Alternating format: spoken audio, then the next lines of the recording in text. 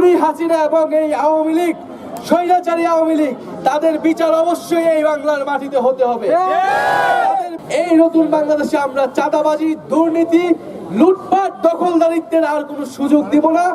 আজকে জুলাইয়ের 1 তারিখ, এই দিন থেকেই জুলাই গণ অভ্যুত্থানের যাত্রা শুরু হয়েছিল।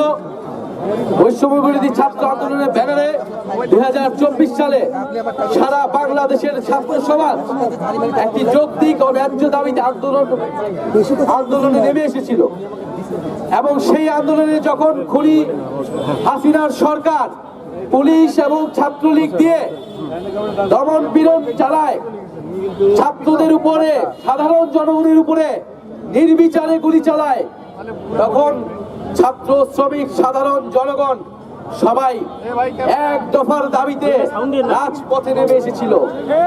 আমরা জানি গাইবান্ধার 6 জনেরও অধিক ব্যক্তি শহীদ হয়েছেন এই গণ অভ্যুত্থানে।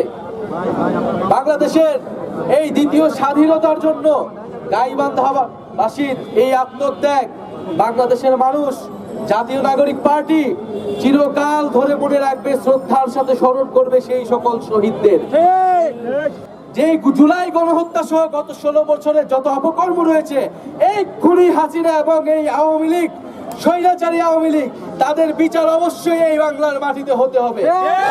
তাদের বিচার অবশ্যই আমরা নিশ্চিত করব এবং নতুন বাংলাদেশের জন্য যে সংস্কার, রাষ্ট্রের মৌলিক সংস্কারের মধ্য দিয়ে নির্বাচনে যেতে হবে।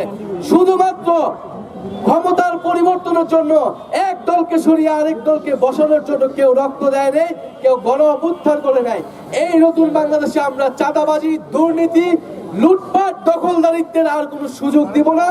ইনশাল্লাহ আপনারা আমরা একসাথে মিলে এই দেশ গড়ার যে ডাক দিয়েছি, সেই দেশ গড়ে আমরা আবার ঘরে ফিরবো। আসসালামু আলাইকুম।